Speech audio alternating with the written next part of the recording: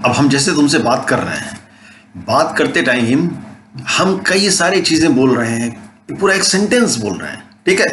उसके सेंटेंस के अंदर छोटे छोटे, अब ये छोटे छोटे ये दो चीजें, ये शब्द हो गए।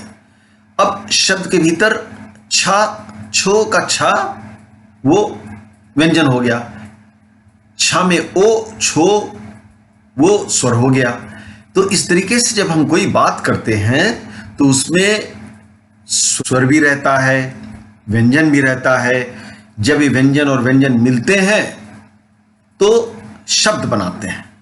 हमने पिछली बार बताया था ना संयुक्त अक्षर। तो संयुक्त अक्षर, जब अक्षर दो अक्षर मिल जाते हैं, दो अक्षर तीन अक्षर इस तरीके से मिलते हैं, तो जब कई अक्षर मिलते हैं और स्वर के साथ मिलते हैं तो शब्द बनता है, ठीक है। हम जो भी बोल रहे हैं वो शब्दों में बोल रहे हैं।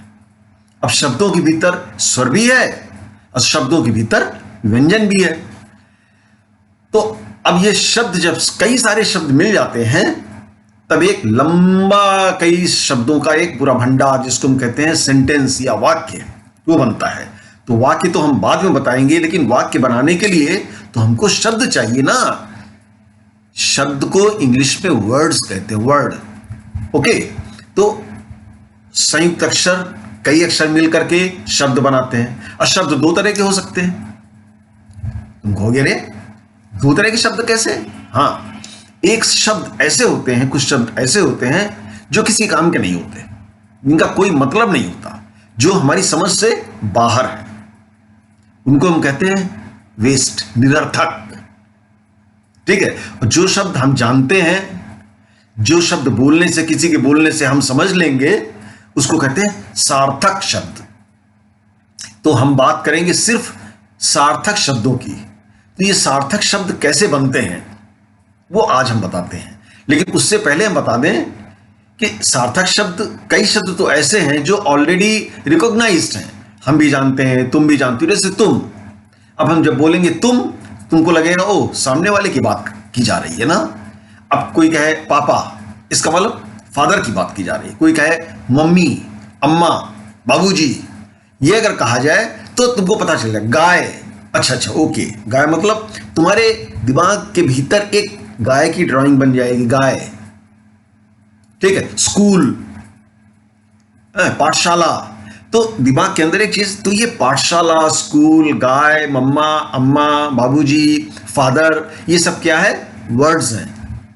तो ये ओरिजिनल वर्ड्स हैं जो बना दिए गए हैं और हमारी समझ में आ गए हैं। हम समझते हैं, दूसरे भी समझते हैं, इसलिए जब बातचीत करते हैं तो हम कहते हैं कि हाँ समझ में आ गया। माने ये सारे शब्द जो हैं सार्थक हैं।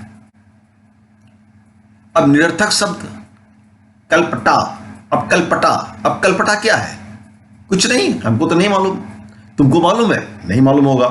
जब तुमको भी नहीं मालूम, हमको भी नहीं मालूम, इसके माने ये शब्द होता ही नहीं है। जब होता ही किसी को नहीं मालूम, इसके माने शब्द होता नहीं है, निरर्थक शब्द है। कुछ शब्द ऐसे होते हैं जो बाहर से आते हैं। जैसे अंग्रेजी के शब्द हम लोग आजकल बोलते हैं इतनी ज्यादा। जैसे हम लोग कहते हैं ना, अरे टाइम क्या हुआ है। अभी टाइम जो है हिंदी का नहीं है, लेकिन बाहर से आया, तो हम लोगों ने मान लिया, तुम भी समझते हो, हम भी समझते हैं, टाइम मान लिया, तो टाइम एक शब्द हो गया। कुछ शब्द ऐसे होते हैं कि पहले से शब्द अच्छे सार्थक होते हैं, उनमें कुछ थोड़ा सा आगे जोड़ दो या पीछे जोड़ दो तो नया शब्द बन जाता है। और ऐसे शब्द, उनको कहेंगे हम कि आज नए शब्द बनाने की बात करेंगे। तो आज हम बात करेंगे शब्द रचना की, ठीक है। शब्द रचना कैसे होती है, शब्द कैसे बनते हैं, शब्दों में अगर आगे या पीछे कुछ और लगा दिया जाए तो कैसे बनते हैं। आगे अगर लगाया जाएगा उसको कहते हैं उपसर्ग, जो आगे अगर कुछ लगा दिया, और पीछे अगर कुछ लगा दिया तो कहते हैं उसको प्रत्यय। तो उपसर्ग और प्रत्यय से शब्दों में कुछ अगर उपसर्ग लगा दें या प्रत्यय लगा दें तो नए शब्द बन जाते हैं। तो उस शब्द रचना को, उस कंस्ट्रक्शन ऑफ वर्ड्स को आज हम पढ़ना शुरू करेंगे, ठीक है। तो शब्द रचना ये हमारी अगली पढ़ाई होगी, ओके।